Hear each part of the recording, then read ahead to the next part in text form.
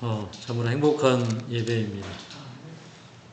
내려온 찬양, 마음을 깊이 울려주는 찬양, 정말 감사합니다. 이 시간에 우리가 함께 나눌 말씀은 인치는 천사의 사명입니다.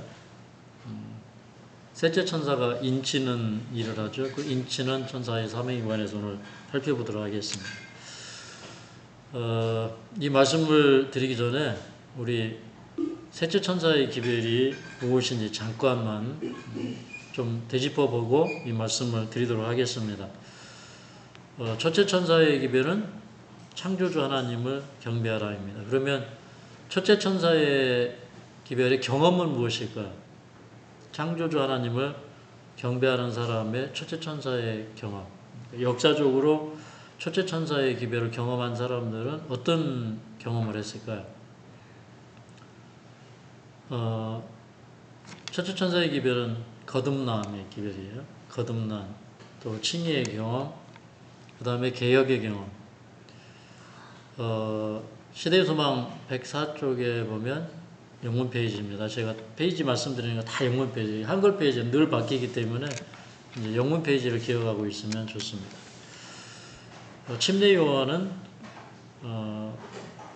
재림 기별을 전파할 자들의 한 표상이 되었다라고 얘기하고 있습니다. 그러니까 침례 요한은 그 시대에만 존재하는 사람이 아니고 이 침례 요한은 마지막 시대에 존재하는 사람들의 모형입니다.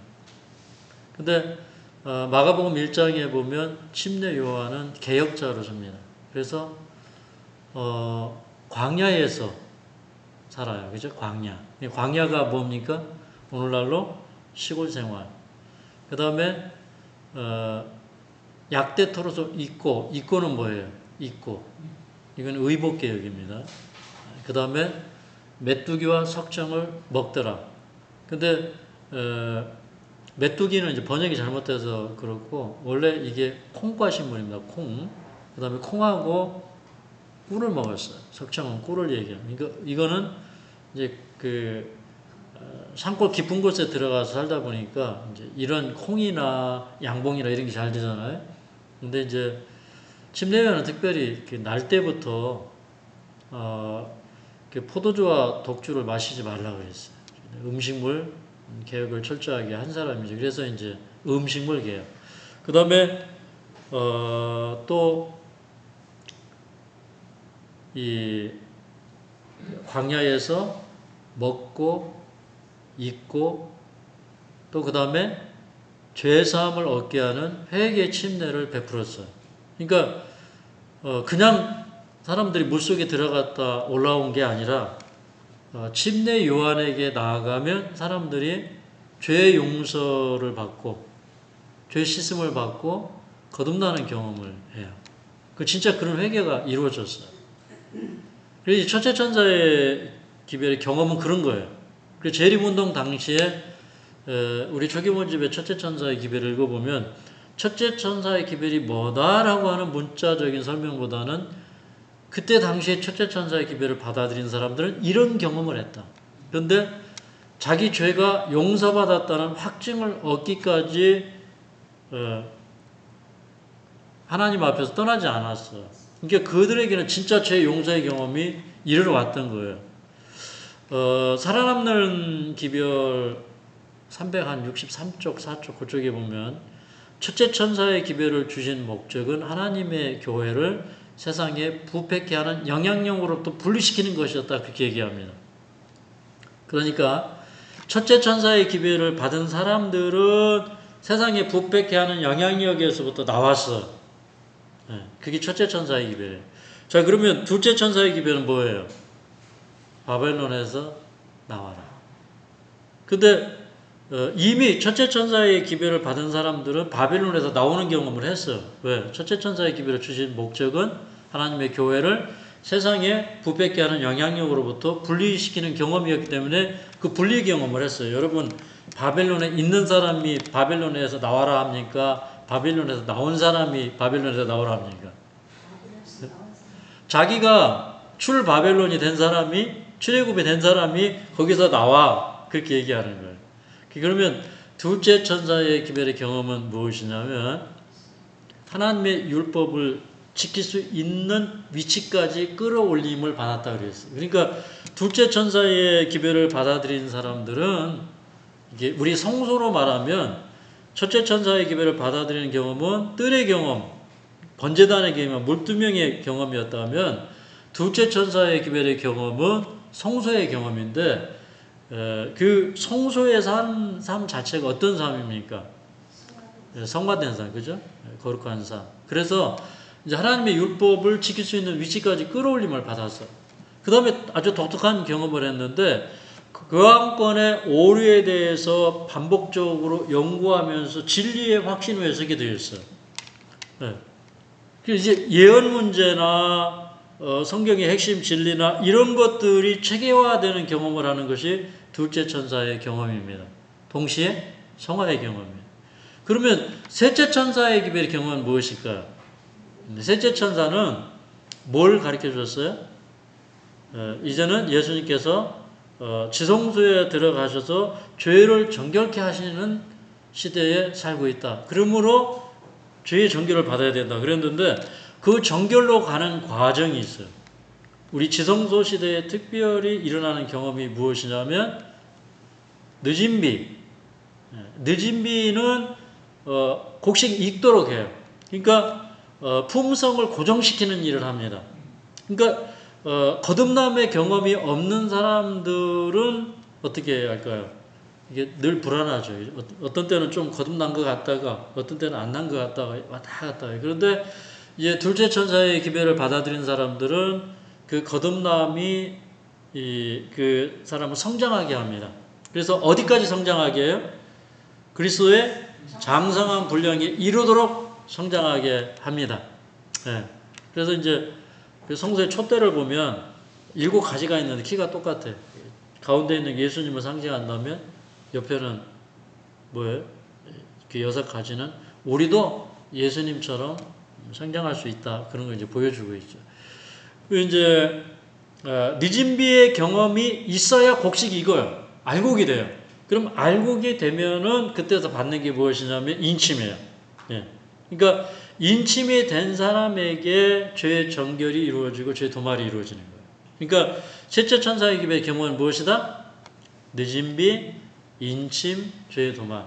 그러면 정말 이제 그 하나님의 보좌 앞에 나갈 수 있는 특권을 얻는 거죠. 그래서 그 사람은 이제 영화로운 몸을 입고 하늘에 들어가게 되죠.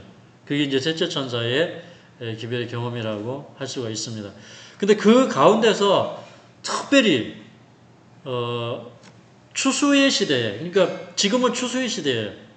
예수님께서 오시기 전에 온 세상을 추수하는 일이 있어요.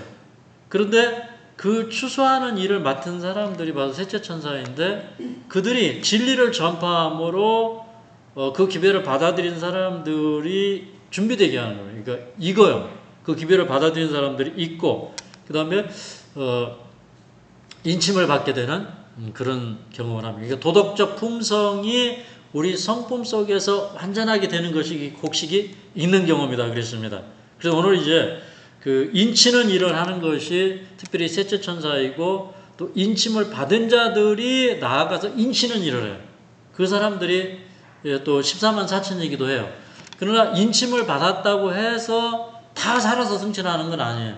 인침은 받았지만 내가 잠들었다가 예수님 오실 때 부활해서 하늘에 갈 수도 있어요. 그죠? 근데 14만 4천인은 죽음을 맛보지 않고 승천해요. 그러면 우리는 어떤 자세로 살아야 될까요? 순교하면 하는 거고 죽으면 죽는 거고 그런 마음으로 살다가 하나님께서 너는 살아서 승천해 하면 안 죽는 거고 그죠? 그래도 주님을 위해서 죽는 것도 영광이라고 생각하면 또 순교할 자세로 일을 하다 보면 내가 살아서 승천할지 죽어서 승천할지는 누가 결정하는 거예요? 그것은 하나님께서 결정하는 겁니다. 자, 이제 인치는 천사의 사명에 관해서 살펴보도록 하겠습니다. 자, 초기문집 118쪽에 보니까 셋째 천사는 곡식을 가라지에서 분리해서 인을 치고 묶어서 한울 창고에 들이는 천사예요. 근데 이 천사가 한울을 나는 천사예요? 아니면 우리를 얘기하는 거예요? 네? 이 셋째 천사. 그러니까 여러분 계시록 14장에 첫째 천사, 둘째 천사, 셋째 천사, 그 다음에 또 이 인치는 다른 천사, 또 18장에 또 다른 천사, 이런 천사들은 사실은 누구를 얘기해요? 하늘의 천사들을 얘기해요? 아니면 성화된 자들을 표상합니까? 기별로 성화된 자들. 그래서 이 천사는 사실은 이 땅에 있는 하나님의 백성들을 얘기하는 것입니다. 이 사업이 우리에게 지금 맡겨져 있는 거예요. 근데 이 인을 치는 일을 하기도 하는데 우리는 먼저 인을 받아야 되고요. 그죠? 인침을 받지 못하면 하늘에 가지 못해요. 그래서 여기 있는 말씀을 보면 자 1898년 편지 80번에 있는 얘기를 좀 읽어보겠습니다. 시작. 주님은 어떤 사람이 교인 자격을 가졌다 할지라도 하나님의 인이 그에게 찍힐 때까지는 구원받은 것이 아니라는 교훈을 가르치실 것이다. 우리는 최종적으로 인을 받아야 하늘 도성에 들어갈 수가 있습니다. 그래서 이 인은 거룩한 도성으로 들어갈 수 있는 통행증이다. 그렇게 얘기했어요. 우리가 마지막으로 환난을 통과하고 살아계신 하나님의 인을 받는데 그 인을 받은 자들만이 거룩한 도성으로 들어갈 수가 있다고 말씀하고 있습니다. 자, 그 다음에 이런 말씀이 있어요.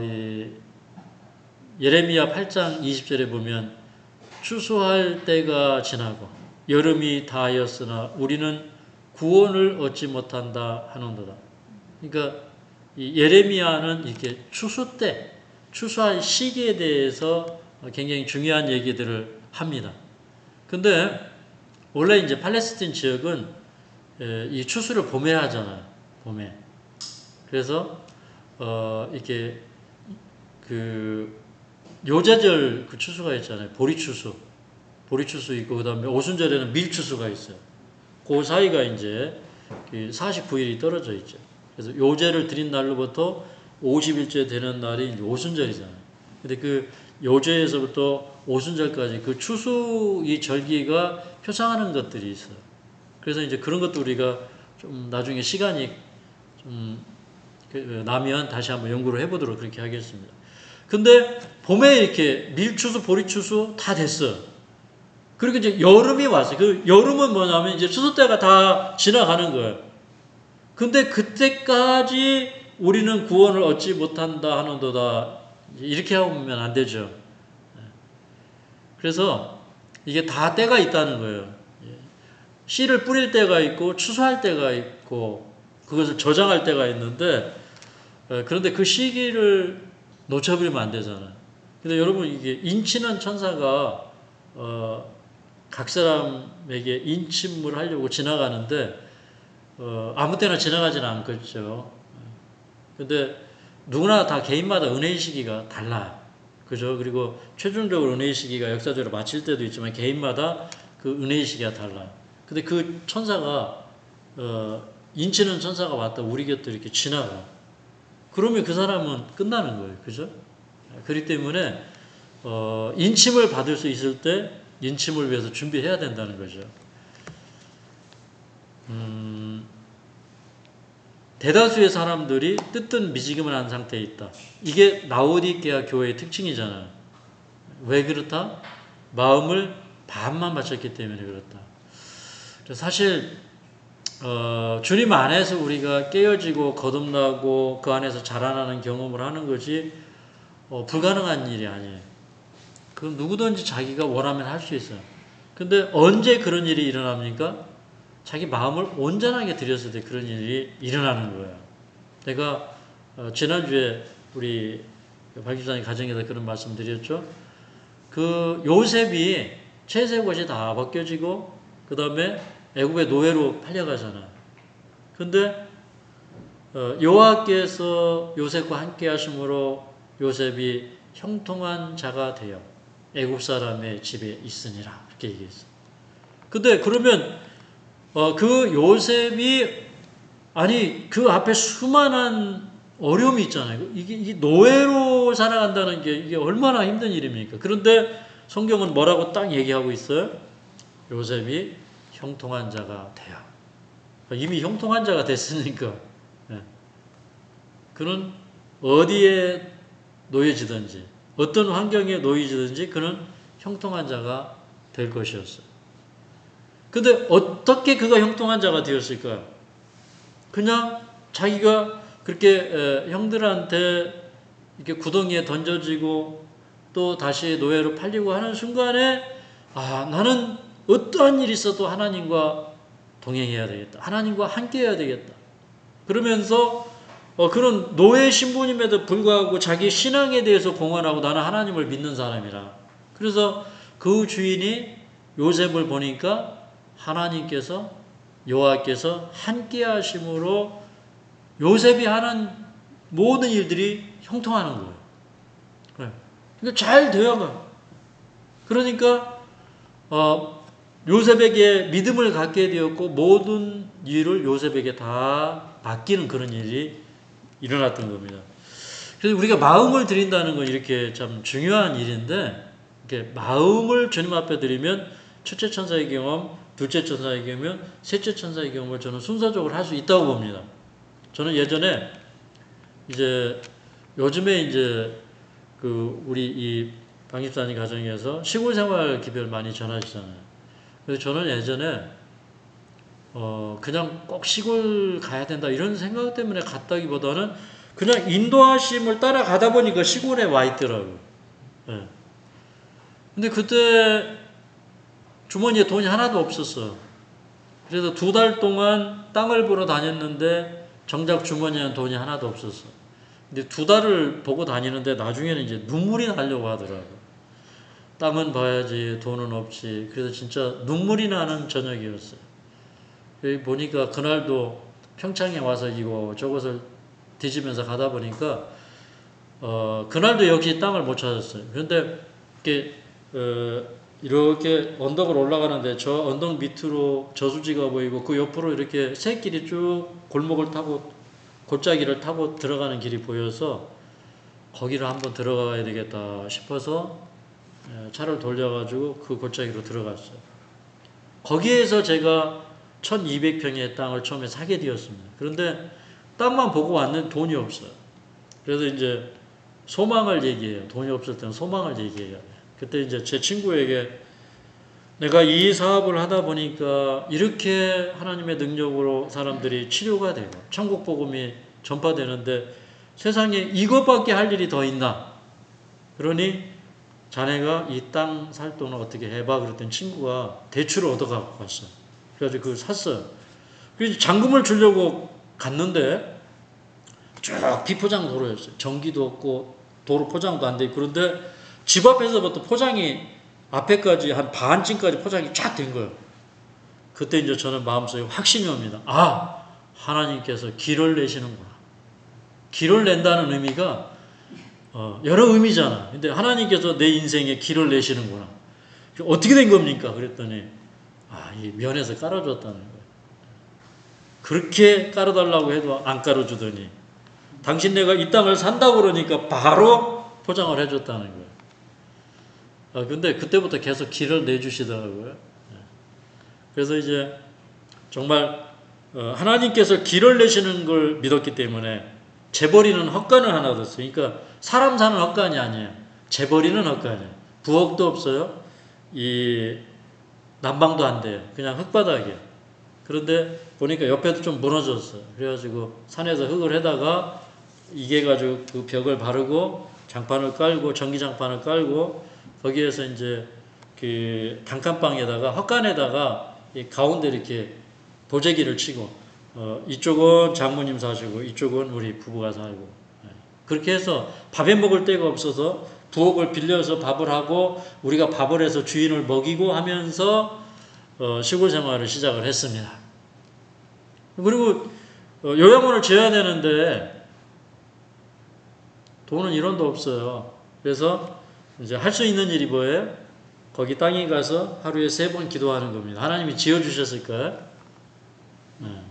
자발적으로 집을 지을 사람이 나타나서 100평을 지었습니다. 100평을. 그리고 그 주변의 땅을 다 사고 그 골짜기에 가장 넓은 지역의 땅을 사고 다 주님의 능력으로 해결이 되었어요. 근데 이제 하나님의 음성을 따라가는 거예요. 그래서 우리가 이곳에서 무엇을 해야 할까? 이미 다 우리는 음성을 들었어요. 가정에 요양을 하면서 환자들을 데려다 보살펴주고 그런 일들을 하다 보니까 그렇게 해서 이제 한 20년을 요양원 사업을 제가 했죠. 20년 이상. 근데 이게 그냥 마음을 하나님께 드리면, 온전한 마음을 하나님께 드리면 그때부터 하나님 인도하셔요. 이게 성경을 보니까 이게 보통 책이 아니라 이게 하나님의 말씀을 이루는 능력이 있어요, 이 안에. 그래서 이제 마태복음 6장 33절에 너희는 먼저 그의 나라와 그의 의를 구하라. 그리하면 이 모든 것을 너희에게 더해 주시라. 아, 이게 성경의 보물이구나. 이게 성경을 펴가지고 이렇게 다 말씀을 전하니까, 야, 놀라운 일이 벌어졌어요. 어떤 집에 이렇게 방문을 딱 열으니까 깜짝 놀랐어요. 사람이 썩는 냄새가 나. 들어가 보니까 어떤 집사님이 암 걸려서 마지막 임종을 기다리고 있어요. 하니까 겨우 입을 떼어서 얘기하는데 어제 목사님이 오셔서 임종 예배 드렸습니다. 제가 기도했더니 기도하고 일어나는데 다 죽게 되신 분이 돌아가시기 직전에 있는 분이 제 바디크림을 딱 잡았어요. 살려주십시오. 그래서 제가 그 말을 들을 때 놀랬어. 그래서 이제 다시 집에 가서 제가 이렇게 기도해서 하나님 저분 살려주시려면 저를 보내주시고 저분을 살려주시지 않으려면 저 안 가겠습니다. 뭔가 이분을 좀 살려주신다는 보증을 얻고 제가 가야 될 것 같아요. 기도하는데 하나님의 말씀이 번개처럼 스쳤습니다. 빛이 있으라 하심에 빛이 있었고 그 안에 생명이 있었나는 이 생명은 사람들의 빛이라. 그러면서 성령께서 깨달음을 주시기를 나는 생명의 빛이라. 너는 가서 이 빛을 전파하기만 하라. 살리는 것은 내가 할 일이지 네가 할 일이 아니다.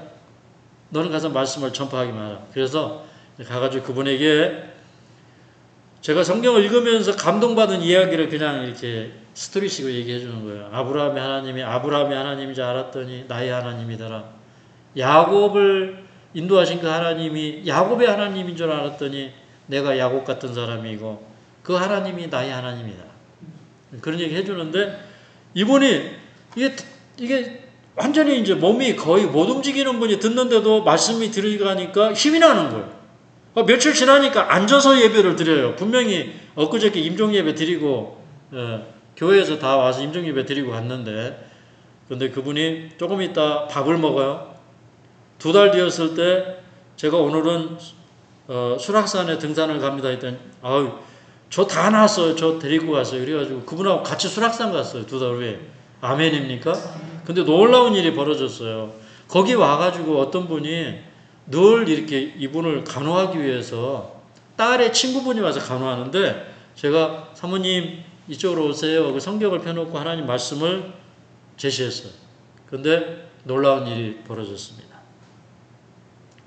보니까 교회 가서 보니까 교회 왔어요. 이분이. 어떻게 교회 오셨어요? 그랬더니 제가 하나님도 믿고 싶고 교회도 가고 싶었는데 저한테 예수 믿으라고 말해준 사람이 없는데 저한테 성경을 가르쳐 주셔서 제가 감동받아서 교회 왔습니다. 그래. 자발적으로 왔어요, 그분이. 그리고 이제 그 집에 시어머니가 치매에 걸려서 며느리를 도무지 못 알아봐.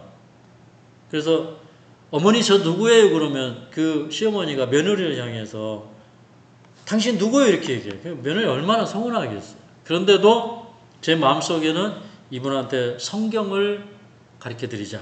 그런 생각이 들어서 이제 모조제를 사서 거기다가 하나님의 말씀을 썼어. 그리고 이제 이런 말씀도 썼어요. 나더러 주여 주여 하는 자마다 다 천국에 들어갈 것이 아니에요. 다만 하늘에 계신 내 아버지의 뜻대로 행하는 자라야 들어가리라. 딱 써서 이제 딱 드렸더니 이분이 그 계속 있는데요. 아니 분명히 집에 나가면 집을 못 찾아오는데 집을 찾아오는 거예요. 그 다음에 항상 소변을 지리셨는데 소변 지리는 횟수가 줄어드는 거예요. 그분이 교회 나와서 많은 성도들 앞에서 하나님 사랑한다고 간증하셨어요. 그래서 그 집에서 3명을 구원했습니다. 근데 그 해에 그런 이적이 계속해서 일어났습니다. 그러니까 이 말씀을 가만히 보니까 이 말씀이 보통 말씀이 아니에요. 이 말씀이 전달이 되면 능력이 일어나는 거예요. 이 말씀이 들어가면 살아나는 거예요. 이 하나님 말씀이 생명이구나. 그러니 이제 이 말씀만 가지고 살아야 되겠다. 돈 버는 거 다 적고 나는 말씀 가지고 살아야 되겠다. 이 말씀만 가지고 가면 세상 어디까지 가도 하나님이 나를 보호하시라. 그래서 그때부터 이제 이 말씀만 갖고 이제 살아왔는데, 그런데 이제 분명히 말씀 가운데는 그냥 시골 생활 이게 아니고 시골에서 우리에게 해야 할 일을 제시해 주셨어요. 그죠? 에녹처럼 시골에 살면서 도시 가서 전도도 할 수 있고 또 시골에 가서 요양원도 할 수 있고 요리 학교도 할 수 있고 선지자 학교도 할 수 있고 이제 이런 많은 일들을 우리에게 주셨어요. 그래서 이제 그런 그 과정들이 우리가 마음을 주님 앞에 드리면 다 가능하다는 거예요. 맞습니까? 예. 자, 그 다음에 이제 이 인침을 받는 시기에 지금 우리가 살고 있어요. 그렇죠? 이 성경적으로 보면 이제 요한계시록 6장 12절부터 17절에는 여섯째 인이 띄어질 때 하늘이 이게 막 말려 나가고 섬이 제자리에서 옮기고 이런 그 천재지변들이 막 일어나요. 그러다가 이제 그 7장으로 넘어가면 요런 이 세상에 이런 그 어떤 천연계의 이변이 있고 그 해가 갑자기 어두워지고 달이 핏빛으로 변하고 이런 일들이 이미 다 일어났잖아요. 근데 이런 일들이 시작이 되면 그때부터는 이제 입맞을 준비를 하라는 거예요. 주님 오실 날이 가까웠기 때문에 입맞을 준비를 하라는 거예요. 그래서 이제 7장부터는 이를 맞는 경험과 인치는 일에 대해서 소개를 하고 있어요. 그리고 이 인을 맞은 사람들이 나아가서 계시록 18장에 온 땅을 환하게 하는 일을 해요. 그의 능력으로 온 땅을 환하게. 그러니까 온 땅을 환하게 할 정도로 빛이 밝아야 돼요. 그냥 어디 서치라이트로 원하는 데만 이렇게 탁 쏘는 게 아니에요. 마지막 빛은 어떤 빛이에요? 온 땅을 환하게 하는 빛. 그러니까 이 복음이 들어가지 않는 곳이 없고 빛이 비춰지지 않는 곳이 없어요. 근데 하나님의 백성들이 각성하면 가능하다는 거예요. 그래서 보니까 요나는 12만 명을 혼자서 전도했어요. 그것도 하룻길을 가서 외쳤더니 12만 명의 사람들이 복음을 들어요. 그래서 저는 이건 사람으로서는 불가능해요. 그런데 하나님이 하시면 할 수 있습니다. 요나서를 보면 우리는 힘을 받아요. 왜 힘을 받냐면 아이고 저런 연약한 선지자가 어디 있어 이렇게 하면서도 한편으로는 무슨 생각이 싹 들어옵니까? 야 나도 할 수 있겠구나. 그죠? 예. 요나같이 연약한 사람도 하나님이 쓰셨잖아. 그러니까 우리가 요나처럼 하면 안 되겠지만 요나의 처음처럼은 하지 말아야 되겠죠. 그죠? 그런데 우리도 요나처럼 쓰임을 받을 수 있다. 이런 생각을 하게 됩니다. 이제 지금은 이제 인을 치는 시기인데 이 인치는 시기에 관해서 아주 급박한 상황을 설명을 해주고 있습니다. 이게 인을 치는데 그 인을 치는 걸 방해하려고 바람이 일어나요. 근데 이 바람을 일으키는 건 누구예요? 사단이에요.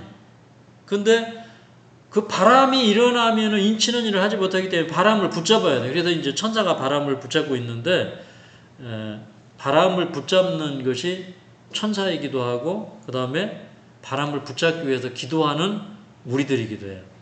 자 여기 보면 이제 이 계시록 7장 1절에서 3절에 있는 말씀을 보면 자 여기 인치는 천사가 올라오는데 이 말씀 한번 읽어보겠습니다. 시작. 또 봄에 다른 천사가 살아계신 하나님의 인을 가지고 해 돋는 데로부터 올라와서 땅과 바다를 해롭게 할 권세를 얻은 네 천사를 향하여 큰 소리로 외쳐 가로되 우리가 우리 하나님의 종들의 이마에 인치기까지 땅이나 바다나 나무나 해하지 말라 하더라.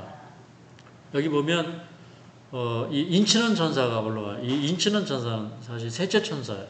그러니까 천사들이 이 인을 치는 일을 위해서 협력하지만 또 우리도 이 세상에서 인치는 일을 하는 좀 천사들이기도 해요.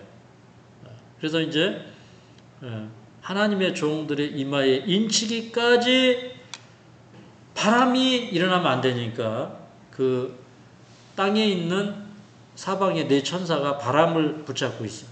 그래서 땅이나 바다나 나무가 해를 입지 않도록 보호하는 그런 시대에 살고 있어요. 근데 이 바람이 무엇인가 좀 알아야 되겠죠? 이 바람이 무엇인가를 쭉 정리를 해보니까 이렇습니다. 바람은 이제 전쟁이에요. 계속 이게 전쟁이 일어나요. 그죠? 야, 이번에 그냥, 이란이 그냥 초토화가 됐어요. 그러면서 성경 예언으로 보면 공산권이 그 힘을 잃어요. 그죠? 그리고 이제 미국이 힘을 얻어요. 근데 지금 그 예언이 아주 신속하게 성취되어 가고 있죠. 전쟁. 그 다음에 바람은 땅의 통치자들과 정치적인 세력을 선동하는 일. 지금도 계속 트럼프를 선동하는 일을 누가 해? 사단이 하고 있어요. 그 다음에 천연계 이변, 전염병과 유행. 여기 대징투 589쪽에 보면 그는 치명적 병독을 공중에 뿌림으로 수많은 사람들이 질병으로 죽게 한다. 병독을 뿌린다.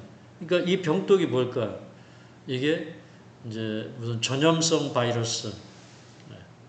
그 다음에 뭐 어떤 뭐 소독하기 위해서 뭐 뿌리는 것들, 뭐 우리가 알지 못하는 것들도 실제 많이 뿌린다고 그러는데, 그 다음에 사단이 어떤 그 사람과 짐승의 그 유전자가 이렇게 섞이도록, 그래서 이제 감염을 일으키잖아요.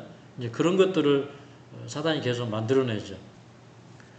그 다음에 이게 바람이 놓이면 일요혁명이라는, 일요일 강제 경비, 이것도 다 바람이에요. 제가 요 자료를 이따가 하나 더 드릴 건데, 여기 보면 계시록 7장에 대한 설명이 쭉 있고, 그 다음에 여기 보면 이제 바람에 대해서 제가 더 소상하게 이렇게 표시를 해놨습니다. 그래서 이거를 좀 한번 읽어보시면 좋겠습니다.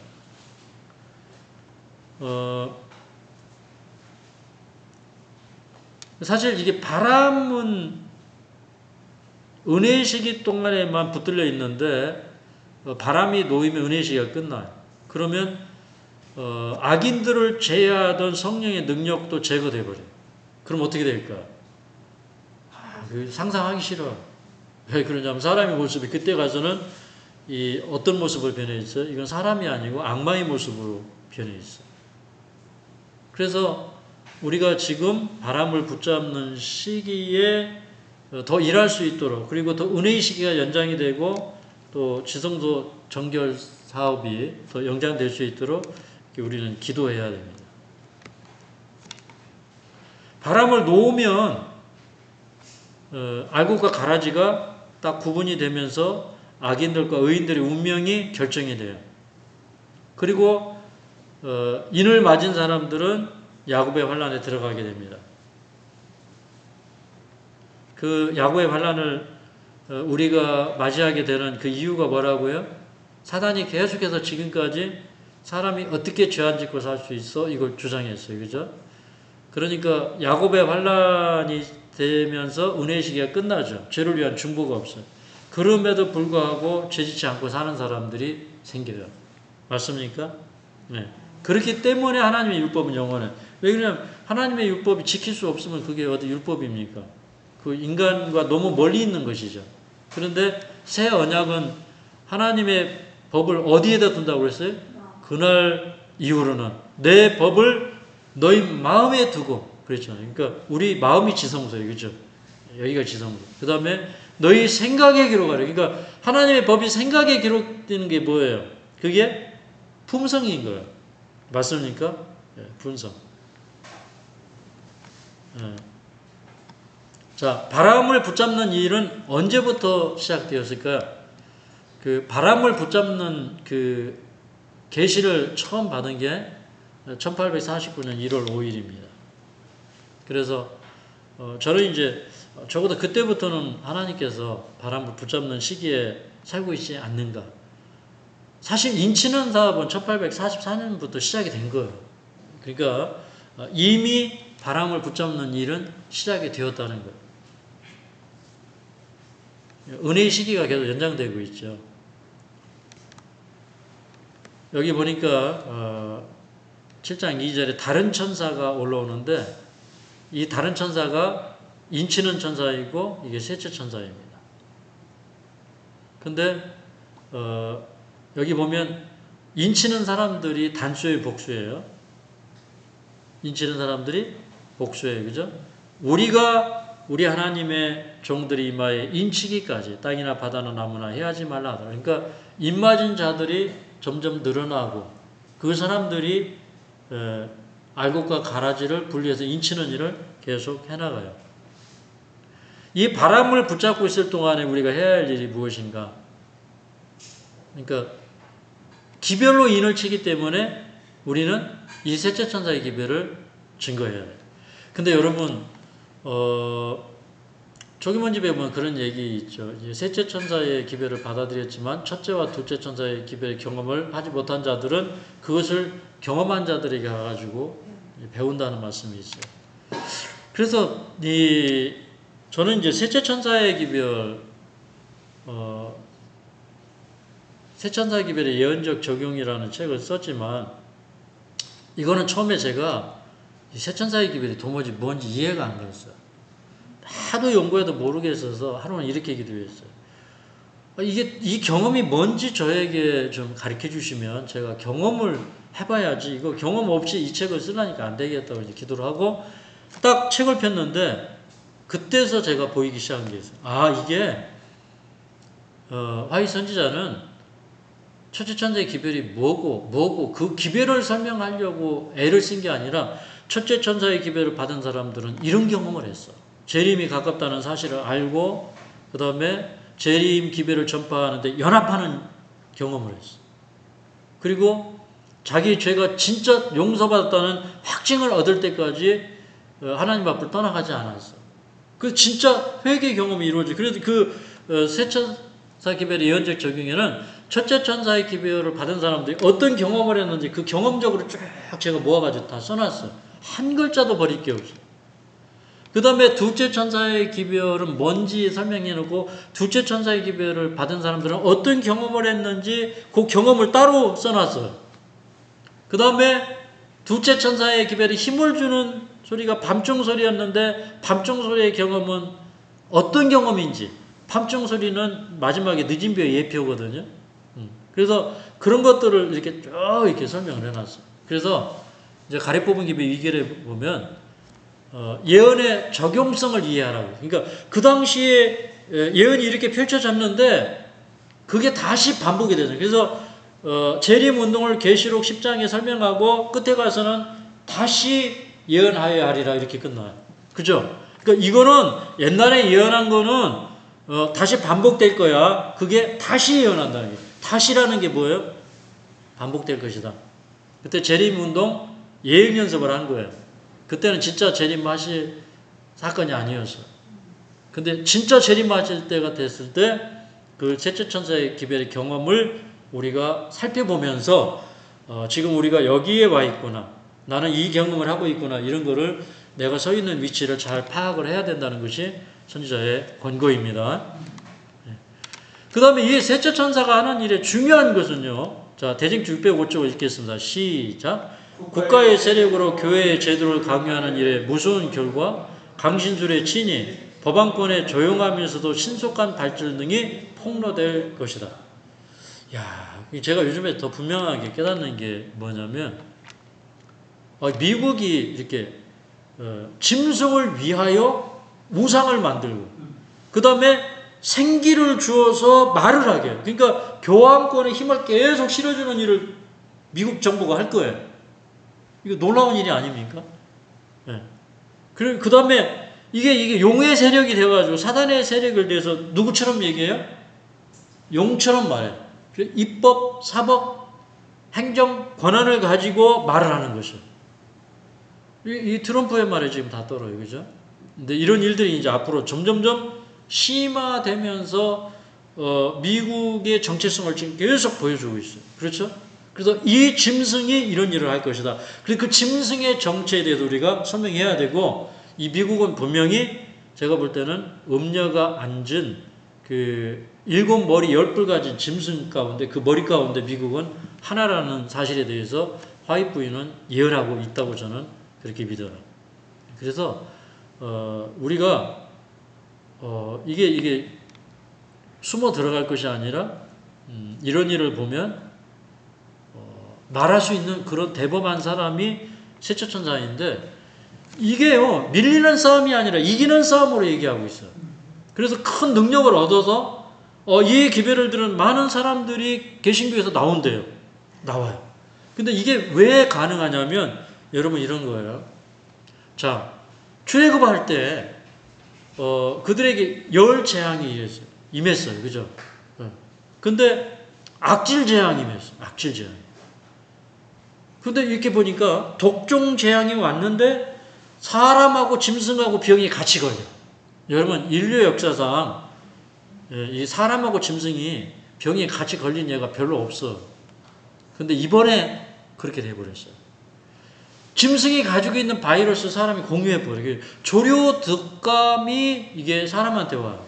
그죠? 이게 보니까 에이즈가 짐승에게서 사람에게 와요. 그렇죠? 그래서 그래서 제가 한 20년 전에 어떤 잡지사에다 이런 글을 했어요. 짐승의 질병이 사람에게 오고 있다. 이게 마지막 징조이다. 출애굽 때 이렇게 됐다. 마지막 시대에는 이렇게 될 것이다.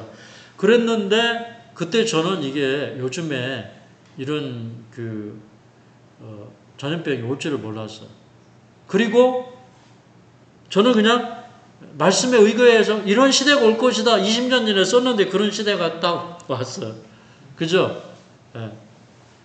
그래서 자, 이렇게 질병이 막 이런 전염병이 돌고 지진이 일어나고 그러면 사람들은 두려워해요. 그죠? 그러면서 사람들이 느끼기 시작해요. 이건 아니다. 뭔가 잘못되어 가고 있다. 그럴 때 우리가 두려워하지 않고 하자. 외치면은 니느웨가 생각 외로 사람들이 베옷을 입고 금식하고 회개하면서 돌아왔던 것처럼 그런 일들이 세상 가운데 이루어집니다. 그것도 좀 모형이라고 생각을 해요. 임박한 위험을 피하기 위하여 우리 힘으로 할 수 있는 모든 일을 다하는 것이 우리의 의무이다. 어떤 것이 임박한 위험일까? 뭐 식량 위기, 그 다음에 어떤 이런 전염병 이런 것들을 이제 우리가 피해야 되겠죠. 그 다음에 하나님께서 이 악의 구름을 뒤로 쓸어버리심으로 주님을 위해서 일하도록 수년 더 은혜를 베풀어 주실 것을 탄원해야 할 엄청난 책임이 온 나라의 기도하는 남녀들에게 주어지고 있다. 그러니까 몇 년 더 은혜의 시기가 연장이 되도록 우리가 더 일할 수 있도록 탄원하면서 그만큼 절박하게 일을 하라 이 말이죠. 그 다음에 이제 이 셋째 천사가 힘을 얻어서 교황권의 어떤 신속한 발전, 강신술, 그 다음에 교회의 법으로 어떤 그 예배를 강요하는 것도 이런 거 막 폭로하라 그러죠. 이거 폭로하니까 놀라운 일들이 생겼는데 이 개신교에서 수많은 사람들이 나와요. 그러면서 그들의 목사에게 가서 이게 사실입니까? 라고 물어봤을 때 그들은 이렇게 성경적으로 그걸 해결해 주지 못해요. 그러니까 아니 당신 얘기 그거 말고 성경에 어떻게 기록되어 있습니까? 이렇게 물어본다고 그랬어요. 그러니까 교회가 성경으로 대답할 수 없으니까 국가의 호수에서 일요일 혁명이 온다 그랬어요. 근데 이미 그 능력으로 일어나는, 셋째 천사가 힘을 받아서 능력으로 일어나는, 이게 늦은 배의 능력으로 일어나는 거예요. 자, 계시록 18장 1절에 보면 힘센 천사가 나타나는데 그의 능력으로 온 땅이 환해져요. 그런데 4절에 보니까 다른 음성이 나와요. 4절에. 다른 음성이 나와서 이제 그의 받을 재앙들을 받지 말고 그의 죄에 참여하지 말라는 기별이 외쳐져요. 그것은 이제 일요일 휴업령이 발해졌을 때 다른 음성이 나는 거예요. 그래서 여기 이제 초기문집에 그 사실을 설명해 주고 있죠. 천사들이 그 힘센 천사를 돕기 위하여 하늘에서 날아왔으며, 그 힘센 천사는 누구예요? 셋째 천사. 그 셋째 천사를 돕기 위하여 하늘에서 날아왔으며, 그게 느진비예요. 셋째 천사와 연합하는 것이 느진비 천사예요. 맞습니까? 그런데 그 느진비 천사가 연합을 하면 어떤 일들이 벌어져요? 이게 국부적으로 말씀이 접하는 게 아니라 온 세계를 화나게 할 만큼 큰 능력이 되어버려요. 그러면서 그들이 내 백성아 거기서 나와 그의 죄에 참여하지 말고 그의 받을 재앙들을 받지 말라, 이렇게 얘기하고 있어요. 자, 살아계신 하나님의 인의 필요성과 인의 성격에 관해서 설명을 드리겠습니다. 이 살아계신 하나님의 인이 뭔지 성경을 통해서 우리가 좀 연구를 해보려면 에스겔서 9장으로 가야 됩니다. 하나님께서 이스라엘 백성들을 저 바벨론 포로로 보내시기 전에 그때 이제 하나님께서 한 이상을 보여주시는 겁니다. 여기 이제 그 남방 유다의 멸망 전에 한 이상을 보여주는 거예요. 근데 보니까 저 북쪽에서부터 6사람이 오는데, 근데 각 사람의 손에 뭘 잡았어요?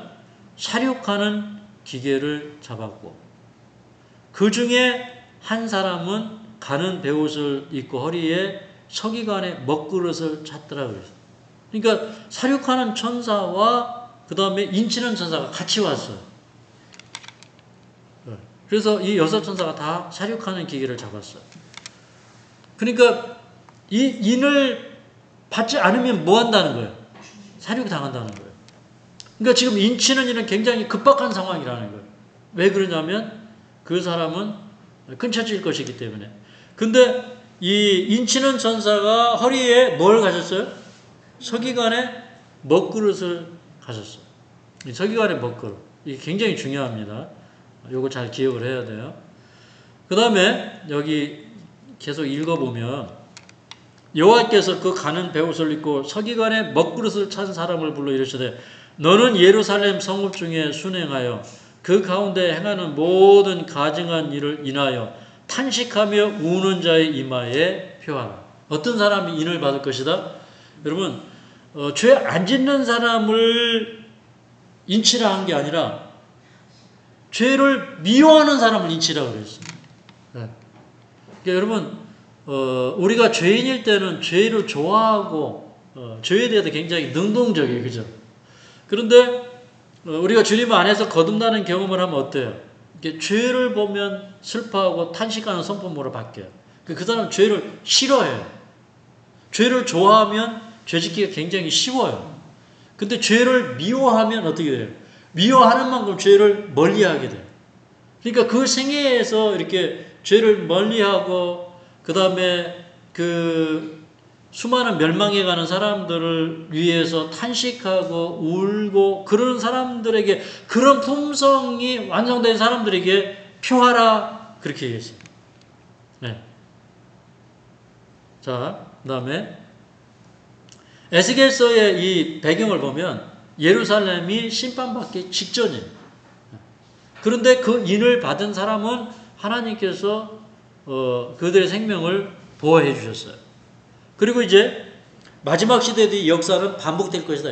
바벨론이 멸망하기 전에 사륙하는 이 천사가, 바람을 붙잡고 있는 이 천사들은요, 사실은 바람을 붙잡기도 하지만 바람을 놓을 권세도 있어요. 이 사람들은 심판할 권세도 있어요. 똑같은 장면이에요. 그죠? 그리고 이제 한 천사는 여기에다가 서기관의 먹그릇을 가지고 있어요. 근데 이거 킹제임스 성경에는 뭐냐면 잉크통이라고 해요. 잉크통. 근데 선지자는 이 부분을 설명하면서 뭐라고 했냐면 초기 문집에 보면 뿔 잉크통이라고 그랬는데, 이 잉크통을 뭐라고 했냐면 영원한 복음의 능력을 상징한다, 그렇게 얘기했어요. 그러니까 여러분, 우리가 다른 사람에게 인을 치는 게 가능해요. 왜 인을 치는 게 가능하냐면 이런 거예요. 제가 하나님의 말씀을 사람들에게 전파했더니 사람들이 회개하고 병이 낫고 이런 일들이 일어나는 거예요. 그러면서 제가 깨달은 게 뭐야? 야, 이 복음에는 능력이 있다. 그런데 이 셋째 천사가 영원한 복음을 가지고 있어요. 근데 영원한 복음에 뭐가 들어있다는 걸 아는 거예요? 이거 능력이 있다. 이게 사람을 변화시키는 능력이 이 셋째 천사의 기별에 들어있다, 이거. 아니 보니까 일반 기독교는 죄 용서에 대해서만 전했는데 우리는 뭘 전합니까? 죄의 도말을 받아야 된다. 그리고 지금 한올지성소에서 죄를 도말하는 일을 하고 있다. 우리가 이 세상에 부패케 하는 영향으로부터 분리되어야 된다. 이런 기별을 전할 때 사람들이 어떻게 되는 거예요? 야, 그래, 맞아. 당신들을 보니까 우리가 이렇게 사는 것이 죄야, 이걸 깨닫는 거예요. 여러분, 그 침례 요한을 보니까 헤롯 같은 사람도요, 요한을 거룩한 사람으로 알고 그 요한을 해하기를 두려워했어요. 그죠? 그러니까 그 당시에 사람들이 침례 요한을 두려워했어요. 왜 그러냐면요, 그 앞에 가면 자기 죄가 두려워지는 거예요. 근데 그런 사람들이 세상에 등장해요. 그 침례 요한. 그 침례 요한은 걸어다니는 성전이었고 율법의 완전한 표준이었다 그랬어요. 근데 이제 그런 그 가마력을 갖고 있었다는 거예요. 이제 이 복음의 능력을 가진 사람들이 그런 능력을 갖고 있는 거예요. 그러니까 우리가 그걸 경험하지 않고는 그 능력이 이루어질 수가 없겠죠. 이 경험이 굉장히 중요합니다. 그래서 이제 이마에 이렇게 표를 주었는데 이게 타우라는 말인데 에스겔 시대에는 이걸 X자 표시를 해주는 거예요. 이게. 근데 이게 뭐냐면 인증 서면이나 판결의 면제 표시예요. 그러니까 이거를 현대기별로 적용시키면 알곡과 가라지를 구별해서 조사한 표를 찍어주는 거예요. 그 표를 찍어주는 거예요. 당신은 뭐 하는 거예요? 품성이 준비된 하늘나라에 들어가기 적합한 사람이다 하고 인을 찍어주는 거예요. 근데 이 인 속에 인의 내용이 뭐냐면 이제 그 인은 원래 이름이 찍히잖아요. 하나님의 인은 살아계신 하나님의 이름이 찍혀 있어요. 그죠? 살아계신 하나님의 그 이름이 찍혀 있는 게 살아계신 하나님의 인이에요. 이제 모세가 주님의 영광을 보여달라고 했더니 하나님께서 그래 내 선한 형상을 내 앞으로 지나가게 할게 하면서 그 선한 형상을 보여주면서 여호와의 이름을 선포했어요. 그죠? 그래서 우리가 하나님의 인을 받는다는 것은 하나님의 이름을 받는 것인데 그 이름을 받는다는 것이 뭐예요? 하나님의 선포를 받는 거예요.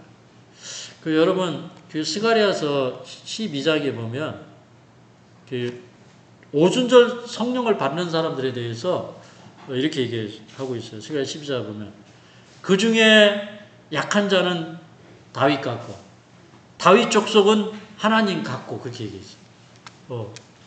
참 놀라운 얘기죠. 그러니까 다윗 족속은 누구 같고 하나님 같고. 그래서 뭐 이제 예수님의 제자들이 예수님은 떠나갔는데 예수님의 제자들을 보니까 그리스도인 같대. 그래가지고 그 사람들을 뭐라고 불렀어요? 그리스도예요. 크리스찬이라고 부르는 거예요. 분명히 알 수 있습니다. 예수님의 사명도 추수하는 사명이었어요. 그 다음에 우리의 사명도 추수하는 사명. 예수님의 사명을 가리켜서 모세는 뭐라고 요한은 뭐라고 했냐면 자 마태복음 3장 12절에 보니까 손에 키를 들고 자기의 타작마당을 정하게 하사 알곡은 모아 곡간에 들이고 쭉정이는 꺼지지 않는 불에 태우시리라 했어요. 예수님의 사명이 손에 키를 들고 타작마당에서 알곡과 가라지를 구분하는 일을 했어요. 그런데 예수님의 사명이 추수꾼의 사명이었는데 우리도 마지막에 추수꾼이라는 거예요. 그래서 이제 이 추수할 것은 많은데 일꾼이 적으니까 추수꾼을 보내주십시오 하고 기도하라고 그랬어요. 그러면 이 추수가 무언가를 좀 살펴보면 손에 키를 들고 자기의 타작마당을 정하게 했다고 그러는데 이 타작마당은 무엇인가? 이 타작마당, 타작되는 이 세상, 영적 바벨론 이 세상을 얘기해요. 근데 또 선지자는 타작마당 이 영적 세상이 그 다음에 밭은 또 뭐라고 그랬냐면 이 세상인데 이걸 또 하나님의 교회에 적용을 시켜야 된다고 그랬어요. 그래서 이 타작마당이 정결케 되려면 먼저 밭을 정결케 해야 되는데 밭은 또 하나님의 교회다 그랬어요. 여기 정결케 하다는 것은 이제 원어적으로 보면 이제 완전히 정결케 하다는 뜻인데 이게 사실은 정결케 하는 것은 어디서 이루어집니까? 하늘 지성소에서 이루어지는 정결 사업을 얘기하는 겁니다.